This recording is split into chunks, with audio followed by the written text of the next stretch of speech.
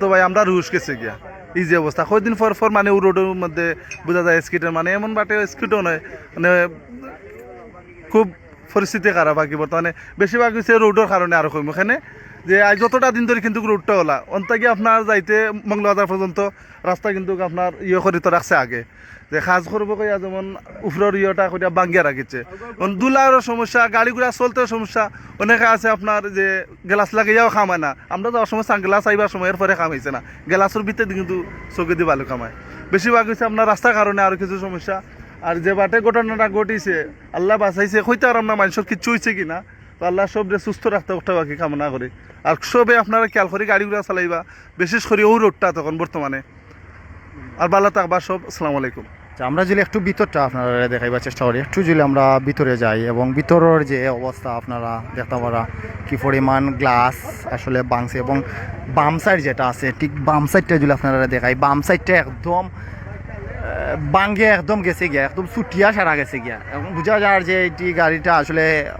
কি পরিমাণ অবস্থা আপনারা দেখতে পারেন সিট বাঙ্গিয়া সিট উঠ লইয়া আসলে সারা সাইড ছুটিয়া বাড়া পড়ে গেছে গিয়া এই পরিমাণ সামনে গাছটা দেখো প্রায় 1 থেকে 1.5 জায়গা ভিতরে দিয়ে হামাই গেছে গাছ ই পরিমাণ স্পিডে এবং গ্লাস দেখতে পারেন বাঙ্গে একদম গুড়া এবং সামনের স্টারিংটা যদি আপনারা দেখাই একটু সামনে গিয়ে আমরা যদি স্টারিংটা আপনারা দেখ স্টারিংটা মনে হয় যে আর 2 থেকে 4 জায়গা ফিসে দিয়েছে এবং সামনের যে গ্লাসটা আছে সামনের গ্লাস বাঙ্গিয়া গিয়ে সামনে পানিতে পড়ছে পানিতে পড়লে আসলে অনেক মানুষের প্রাণহানির মতো বড় ধরনের দুর্ঘটনা ঘটতো আসলে পানিতে গেছে না গ্লাস শুধু পানিতে গেছে গাড়িটা একদম শূন্যের উপর আল্লাহ তালা রক্ষা করে লিছেন এবং আমরা ঘর থেকে বাইরে এই সময় দোয়া পড়িয়া সবাই বাড়িতে এবং যারা চালক আছেন আমরা এই যতটুকু মনে এই যতটা সিলেট টু ফেন্সিগঞ্জ মহাসড়ক বড় বড় দুর্ঘটনা করছে তারা ঠিক টাইম লিমিট টাইমের ভিতরে এক জায়গা থেকে মানে সিলেট থেকে ধরো কুলোড়া যাওয়া লাগে না টাইমের বাড়া গেলে তার ফাইন হয়ে যায় এই যায় সেই হয়ে যায় বিভিন্ন ধরনের অজুহাত দেখায়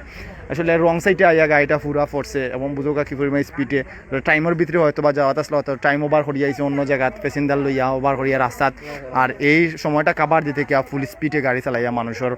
প্রাণহানির মতো বড় ধরনের দুর্ঘটনা ঘটা তো আপনারা দেখাইবার চেষ্টা করছি এই দুর্ঘটনা কবলিত যে জায়গাটা আল্লাহ তালা রক্ষা করছেন এবং সব ভালো থাকবা ভিডিওটা একটু শেয়ার করবা সবে যাতে এই ধরনের দুর্ঘটনা থেকে আল্লাহ তালা আমরা সব আসলে এইরকম অনিয়ন্ত্রিত বাস ড্রাইভারদের কারণে অতিরিক্ত